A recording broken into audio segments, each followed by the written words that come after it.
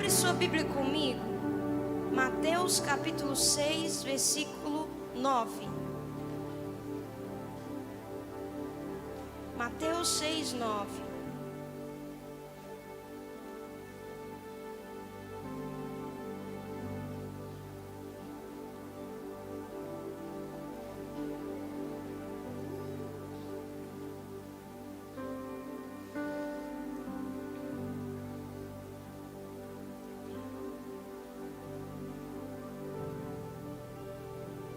Mateus 6, 9. Amém? Está escrito assim: portanto, vós orareis assim: Pai nosso que estás no céu, santificado seja o teu nome. Venha o teu reino e faça-se a tua vontade, assim na terra como no céu. Portanto, vós orareis assim: Pai nosso que estás no céu, santificado seja o teu nome. Venha o teu reino, faça-se a sua vontade, assim na terra como é no céu. Pode se sentar, querido.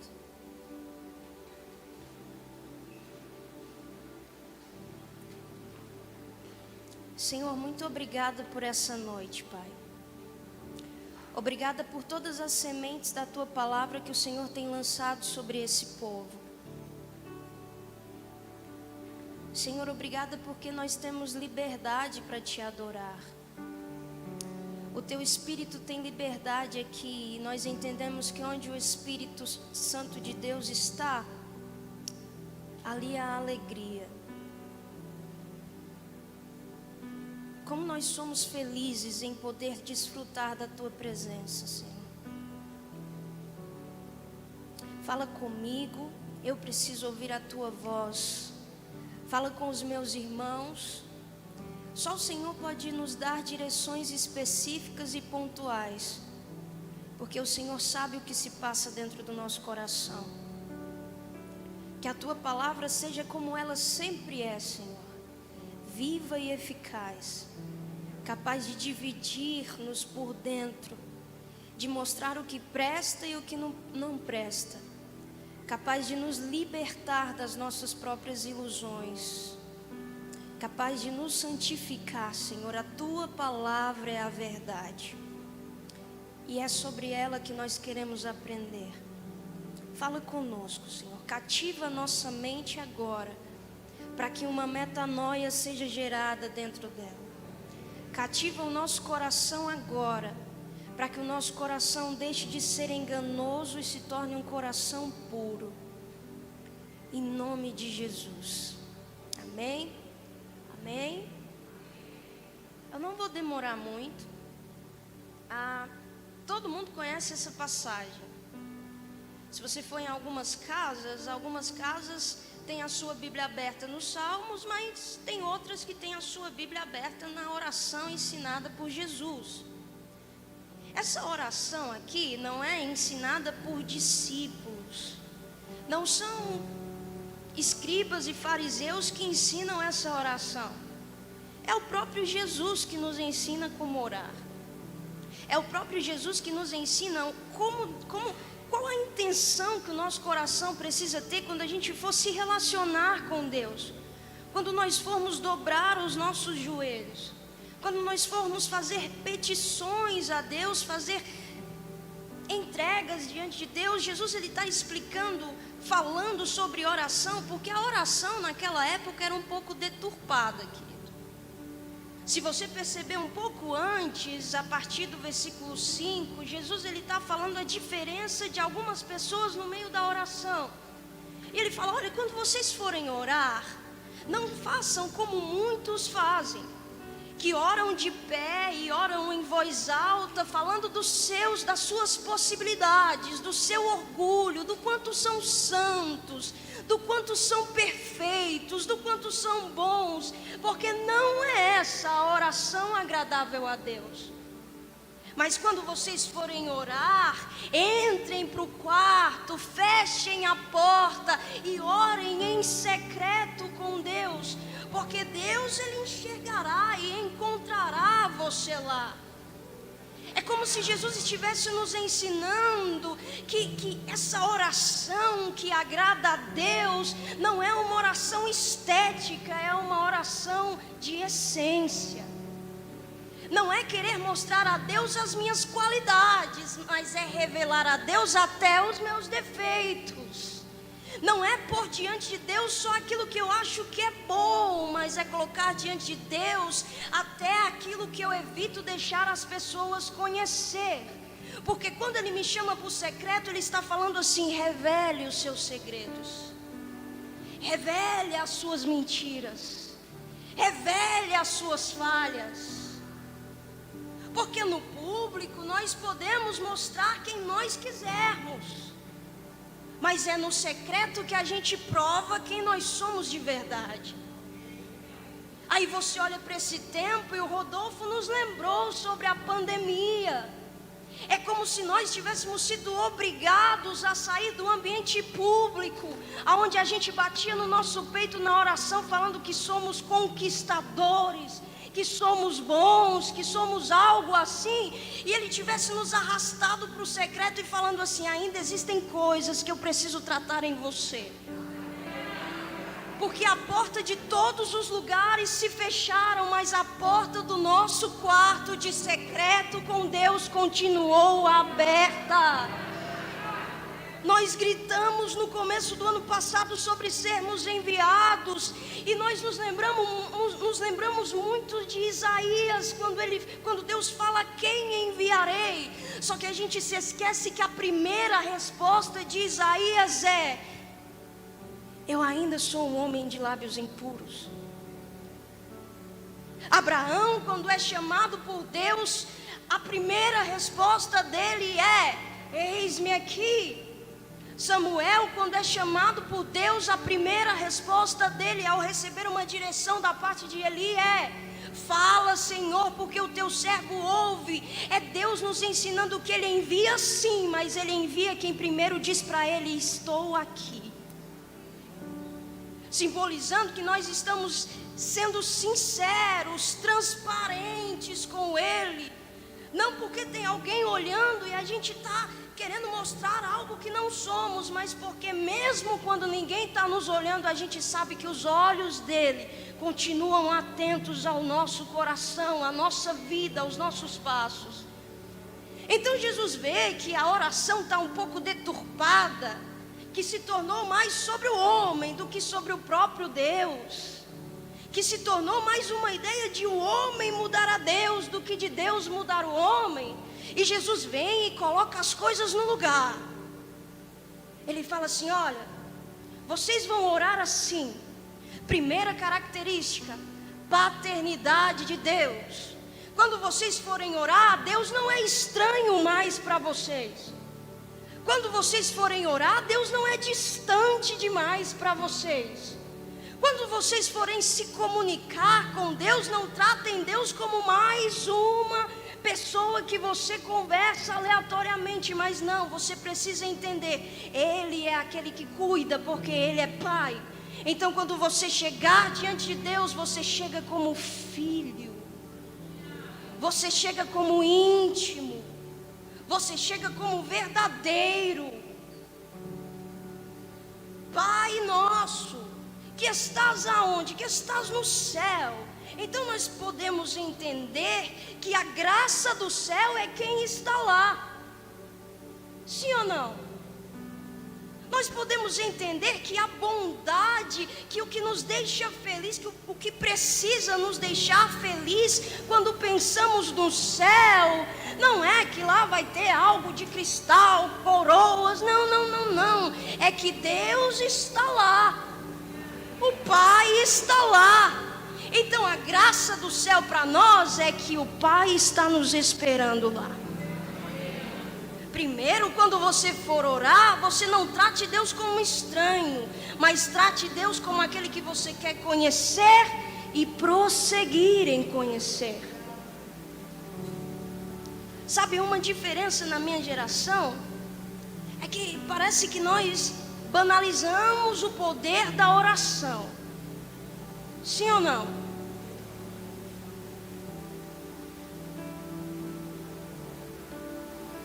É muito difícil você ver um jovem parando tudo para orar. É muito difícil você ver alguém abrindo mão da pressa do seu dia para orar. E nós levantamos a nossa voz no ano passado falando que nós estávamos recebendo um bastão, um legado, uma continuidade de algo que começou, mas parece que a gente não entendeu. E eu já falei sobre isso em alguns lugares, mas é necessário pincelar sobre isso hoje. Que junto com esse bastão que traz um legado, esse bastão me traz também responsabilidade sobre o legado que começou a ser construído antes de mim.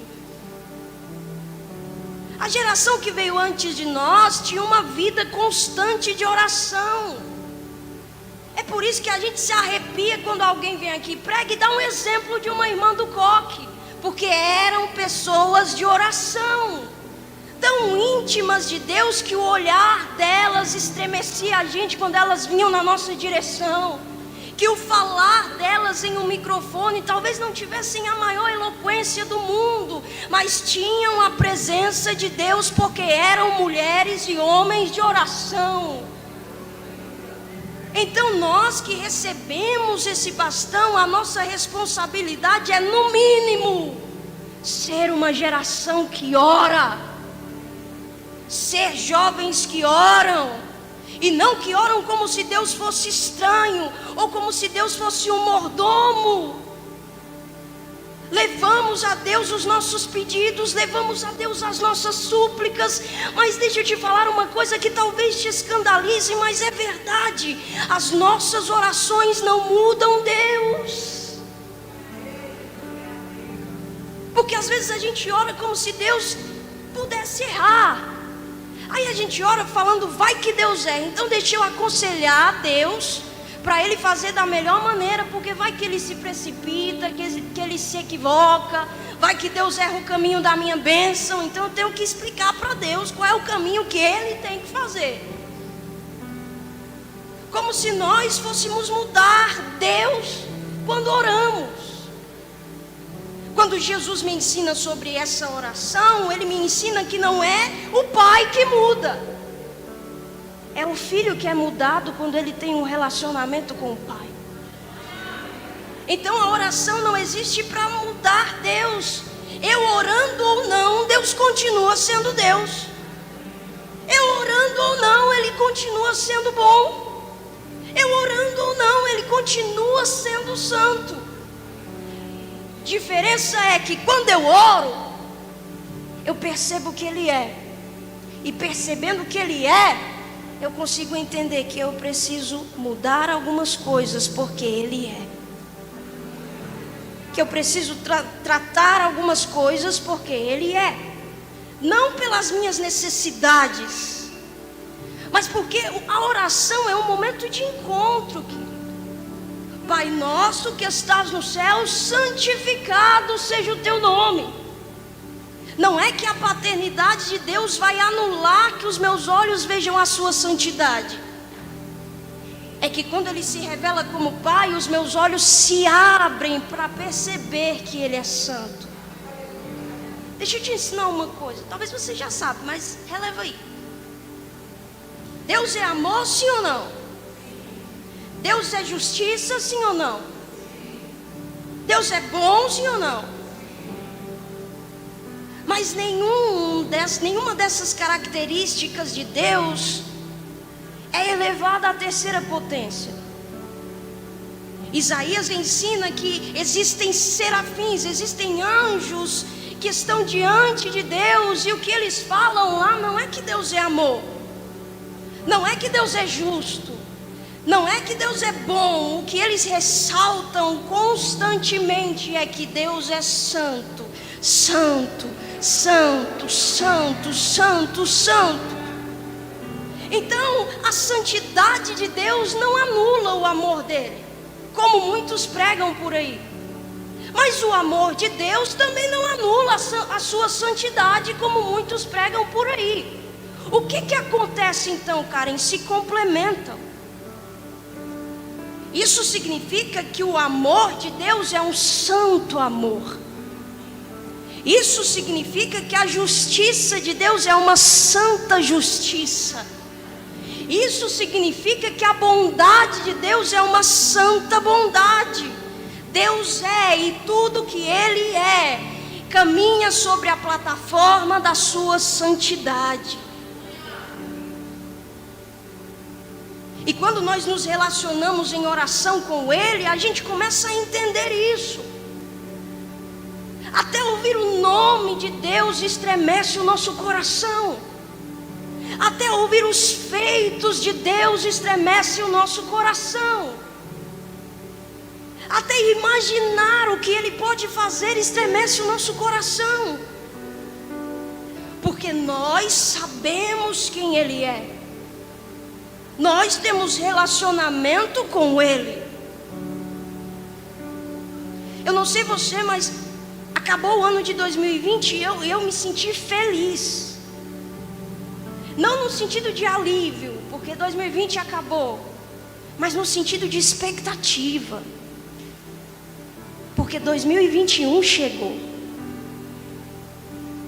Eu consigo perceber que o chamado que ele teve no ano anterior foi para que a gente entrasse no secreto. Sim, era o momento do eis-me aqui, aonde ele iria tratar os nossos lábios impuros, o nosso coração enganoso, a nossa mente vazia. Mas chegou 2021, as portas estão se abrindo de novo. Os lugares estão se abrindo de novo. E como o Rodolfo falou aqui, essa é a oração do meu coração para esse tempo, para nós como igreja. Não seremos quem éramos antes.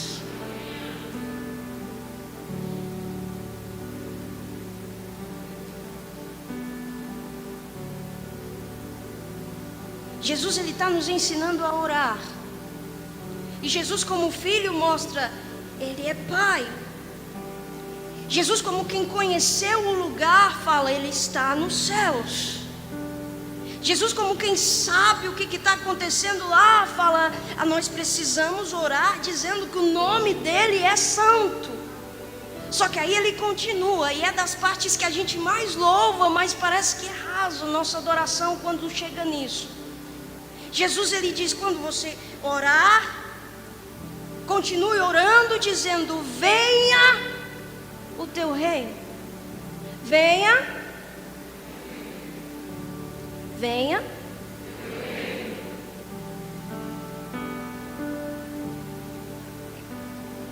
Só que nós não pedimos o reino de Deus para que coisas venham. Nós não pedimos o reino de Deus para que troféus apareçam. Nós não pedimos o reino de Deus para que medalhas sejam postas em nós. Nós pedimos o reino de Deus para que o rei venha também. Nós pedimos o reino de Deus para que o rei se apresente. Nós pedimos o reino de Deus para que ele sente no trono. Nós pedimos o reino de Deus para que ele seja o único adorado dentro do culto. Nós pedimos o reino de Deus para que Ele seja entronizado na nossa vida. Não porque nós vamos conquistar, isso é graça, misericórdia, não é foco. O foco é, Ele está vindo, Ele está chegando. Então nós clamamos, venha o teu reino, venha a tua soberania, venha o teu poder. Eu sei que é difícil dar glória quando a gente tem que ter uma mudança de mente. Porque nós fomos ensinados a conquistar. Sabe qual foi a maior conquista de Paulo? Se você prestou atenção na pregação de antes, você sabe. A maior conquista de Paulo foi poder falar, eu trago no meu corpo as marcas de Cristo. E todas as igrejas que ele edificou, todas as pessoas que ele conquistou para Jesus, não. O final do discurso de Paulo é, combati o bom combate, acabei a carreira e guardei a fé, e a minha graça é, desde agora uma coroa de justiça está preparada para mim, a qual o Senhor, um justo juiz, me dará.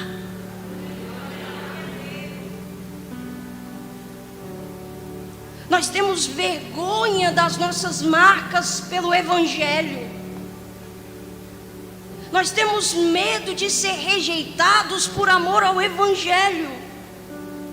Nós temos repulsa de ser apedrejados, criticados pelo Evangelho. Mas se você vive o Evangelho de verdade, isso vai acontecer. Ao invés de troféus, Jesus diz: você vai levar a sua cruz. Ao invés de medalhas, Paulo nos ensina: seremos marcados.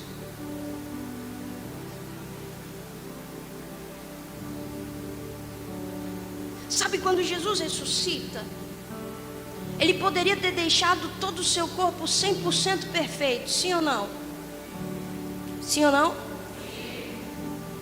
Mas quando Jesus ressuscita, ficam as marcas das feridas das suas mãos. Ficam o quê? Ficam o quê?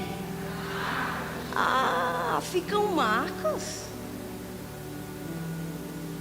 E a gente ama falar assim, que estamos crucificados com Cristo. Se você está crucificado com Cristo, é inevitável que a cruz marque você. E assim como o exemplo de Jesus, por que as marcas de Jesus ficaram? Porque mais lá na frente existia um chamado Tomé, que não acreditou em um discurso, não acreditou no que falaram. Ele acreditou quando viu. Viu o quê? Troféu? Viu o quê? Marcas. Então, se Deus permite que o Evangelho marque você, não é em vão. Até as suas marcas têm propósito de amar alguém. Até as suas marcas têm o propósito de alcançar alguém. E quando Tomé chegar na sua vida, não manda ele embora não. Mostra as suas marcas. Quando ele tocar, quando ele ver, quando ele testificar, ele vai falar: agora eu sei que é Cristo. Então, quando nós cantamos sobre o reino, é para que o rei venha. Quando nós pedimos sobre o reino, é para que ele seja conhecido. Nós somos só aqueles que fincam as estacas, que alargam os lugares onde o reino é conhecido. Mas o reino só é conhecido quando nós falamos do rei que é dono dele. Jesus continua e ele fala assim: venha o teu reino, faça-se a sua vontade. Venha o teu reino e seja feita a sua vontade. A vontade de quem? De quem? Não é a nossa. Então, quando o reino vem, o que vai embora?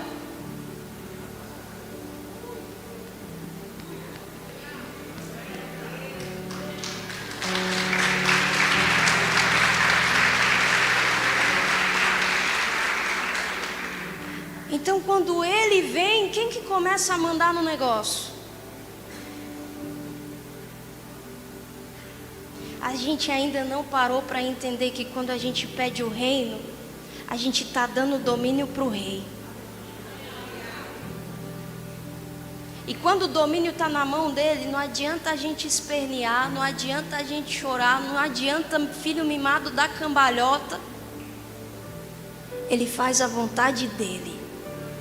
Ele faz do jeito dele. Ele faz na hora dele. Ele faz com quem ele quiser, para quem ele quiser, do jeito que ele quiser, da forma que ele quiser. E E quando Ele faz do jeito que Ele quer e não é do nosso jeito, a gente tem uma mania de criticar. Mas glória a Deus, porque Ele não faz do jeito que a gente quer. Imagina se fosse do jeito que a gente quer. A gente ia montar um padrão de quem sobe aqui em cima. Quem que vai subir aí em cima? Só quem é perfeito. Ele não veio para os que pareciam perfeitos. Os sãos não precisam de médico. Ele veio para os doentes. Os doentes precisam ser tratados. Os doentes precisam ser ajustados. Precisam ser fortalecidos. Precisam ser medicados.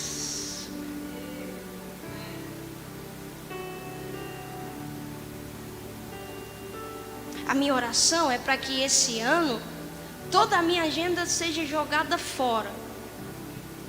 Porque não vale nada sem Deus. Comecei o ano falando: Deus, o meu primeiro pedido hoje não vai ser casa, não vai ser carro, não vai ser marido, não vai ser essas coisas aí não. Meu primeiro pedido para esse ano é que eu flua na sua vontade. Eu sei que eu tenho uma agenda, pastor. E na minha agenda tem um tempo que eu quero que um sonho aconteça, que eu quero que um projeto aconteça, mas eu abri mão. Eu falei: Deus, eu quero fluir na tua agenda. Na tua agenda. Quando o rei vem, inevitavelmente ele fará a sua vontade. Se ele quiser deixar partir, ele deixará. Só que ele fazer a vontade dele, talvez a vontade dele te levar a chorar, não vai tirar de você a certeza de que você sorrirá amanhã. Ele fazer a vontade dele hoje e talvez viver a vontade de Deus te leve a sentir dores, seja dolorido viver a vontade de Deus. Você precisa ter a convicção no seu espírito de que toda dor tem um prazo de validade. Talvez doa agora, mas se é a vontade de Deus, amanhã Ele me amadurece tanto que me leva a entender: é bom, perfeito e agradável.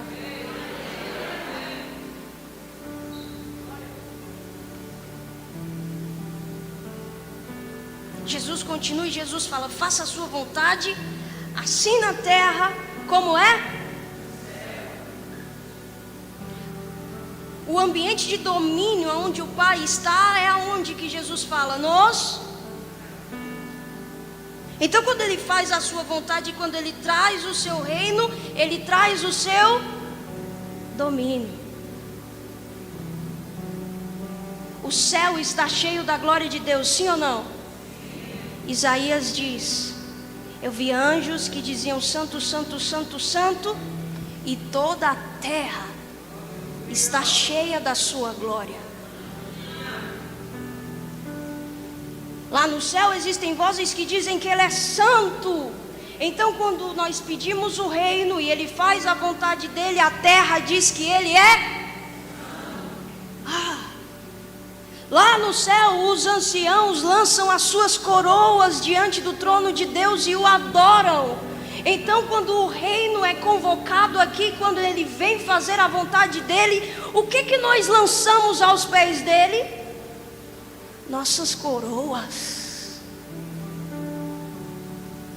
Lá no céu só existe um único Deus. Então quando nós pedimos o céu na terra, a terra tem que adorar a um único Deus. Lá no céu existe apenas o Senhor. Ele é o único digno lá. Então quando nós clamamos o céu para a terra entende: Ele é o único digno aqui também. Não são celebridades, não são pessoas conhecidas, é Ele que é digno de ser adorado. Quando o céu encontra a terra, Você já ouviu isso, mas eu vou repetir. Não é mais sobre nós, é sobre Ele. Não é mais sobre nós, é sobre Ele. Quando o céu encontra a terra, é o perfeito encontrando o imperfeito. E a Bíblia diz: quando vier aquilo que é perfeito, o imperfeito perderá o seu efeito. Sabe o que ela está dizendo? Quando o perfeito chegar, não é o imperfeito que vai chamar a atenção, não. Quando o dono de tudo chegar, não seremos nós que vamos tomar a atenção, não. É Ele em nós. É Ele em nós. Oh, meu Deus do céu. Você pode dar glória?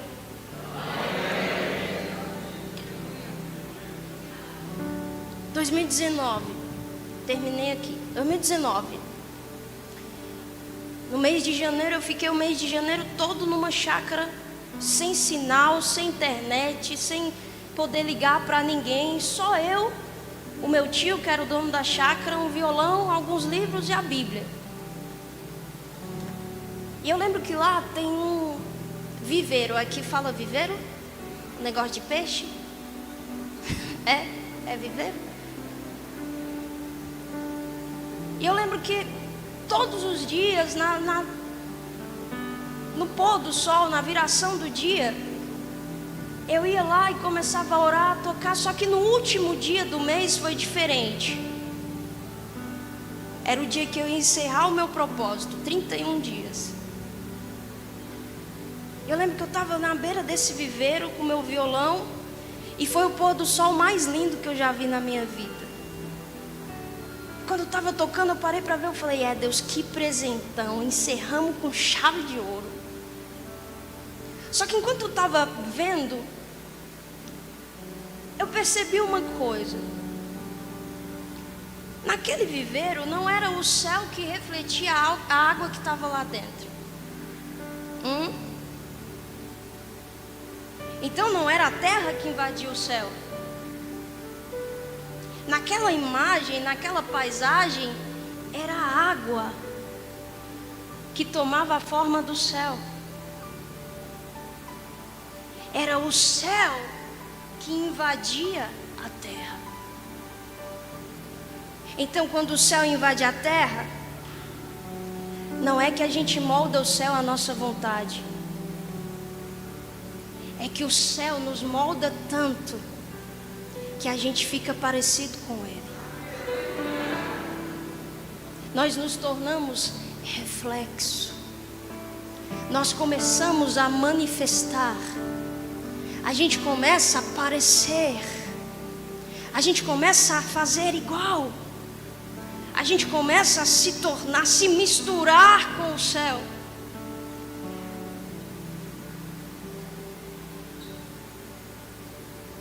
É por isso que quando você for levar o céu no seu trabalho, não dá para ter as mesmas palavras, querido. Quando você for um instrumento de Deus para levar o céu na sua faculdade, não dá para agir do mesmo jeito. Se o céu invadiu a terra começou a se parecer com o céu.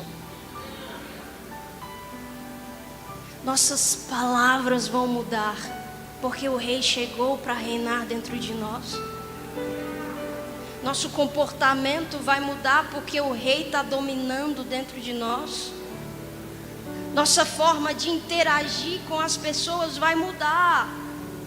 E a gente não vai mais ser aquela seletividade oportunista que a gente tem, porque a gente disfarça a nossa acepção falando que é seletividade.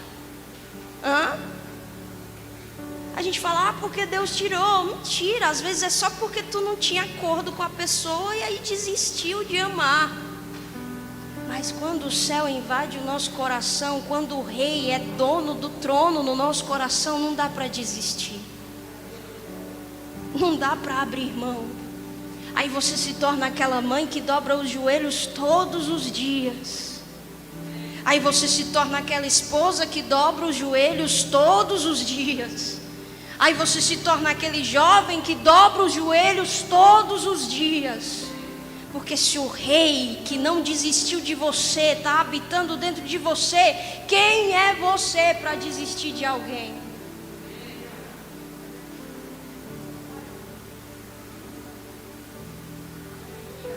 Quando o céu invade a terra, tem glória, sim ou não?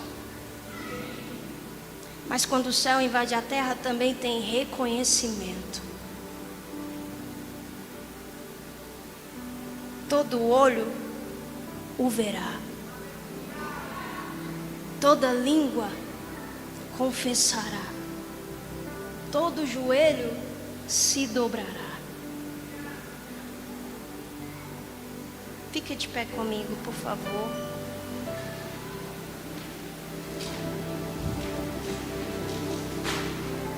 Fez sentido para você alguma coisa? Glória a Deus. Que você saia daqui sedento por entrar no teu quarto e orar.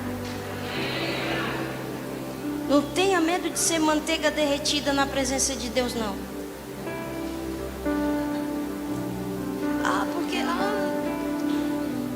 Chorar diante de Deus não é fraqueza.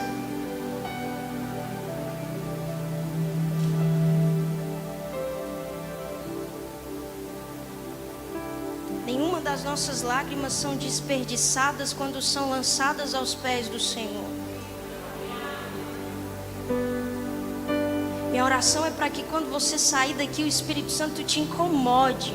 Ai, cara, o Espírito Santo incomoda, porque você não quer orar? Então quando ele te pede para orar, é incômodo, eu não quero, mas eu profetizo sobre a sua vida que você vai começar, continuar, permanecer até que vire prazer para você.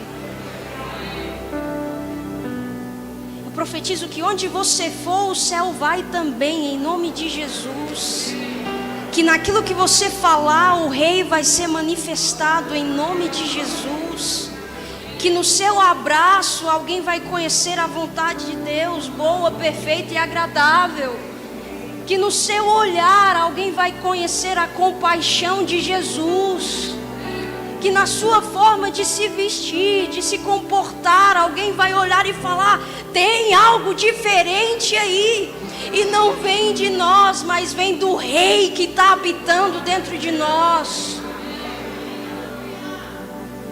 Profetizo que a sua vida vai gritar santidade ao Senhor. Santidade ao Senhor. E eu não estou falando de uma santidade hipócrita. Eu estou falando de uma santidade real. Real, que não é para ser superior a ninguém. Mas a motivação é porque se eu não for santo, eu não o verei. Se eu não for santo, eu não contemplarei.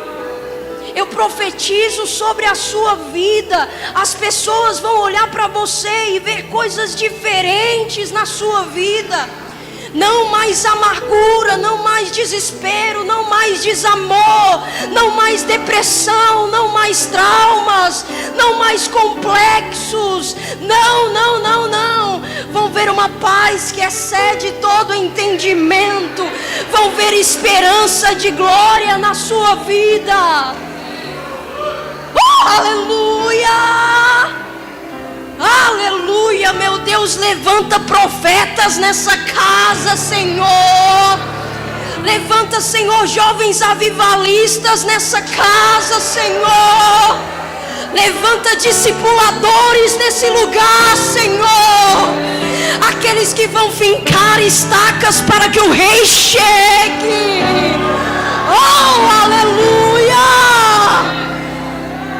Ele está vindo, Ele está vindo, Ele está vindo. Todo olho o verá, mas nós já estamos vendo pelos olhos da fé. Todo joelho se dobrará, mas nós já estamos prostrados em adoração. Toda língua confessará, mas nós já estamos cantando que Ele é santo, que Ele é santo, que Ele é santo. Aleluia! Oh, aleluia!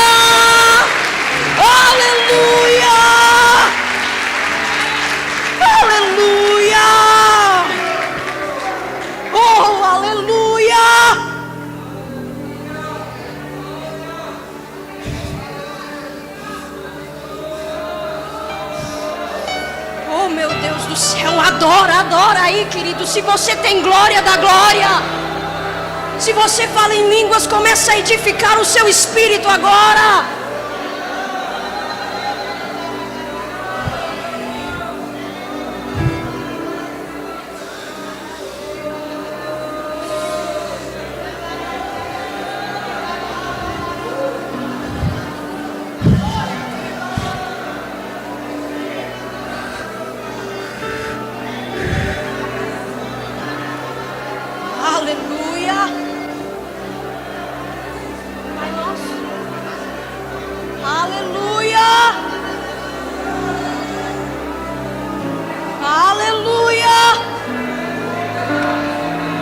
Comece a tirar os ídolos que você colocou no trono. O rei está chegando para tomar o lugar dele.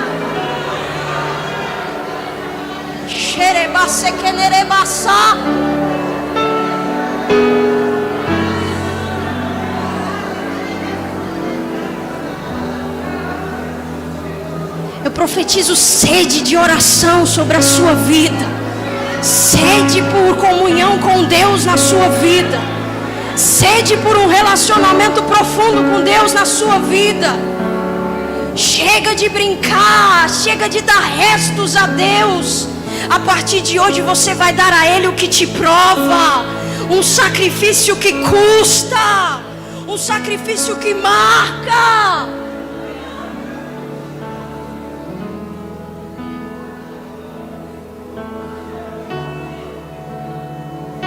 Louve essa canção, dedique essa canção a Ele nessa noite. Abre o seu coração e coloca Ele no trono agora. Ele realiza os desejos de um coração puro. E só existe coração puro se existe o domínio de Deus no nosso coração. Se você está perto da sua esposa, do seu marido, eu queria que você segurasse na mão dele aí. Há anos o inimigo tenta destruir famílias. É tempo em que Deus fará de novo. Converter o coração dos pais aos filhos e dos filhos aos pais. Sua família não vai acabar, em nome de Jesus. Comunhão está chegando lá. Seu casamento não vai acabar, em nome de Jesus. Em nome de Jesus. Você não vai ser alguém revoltado com seus pais, em nome de Jesus. Perdão está chegando nas famílias aqui nesse lugar. O céu está chegando na sua casa. O rei está chegando na sua casa. A vontade dele está chegando na sua casa.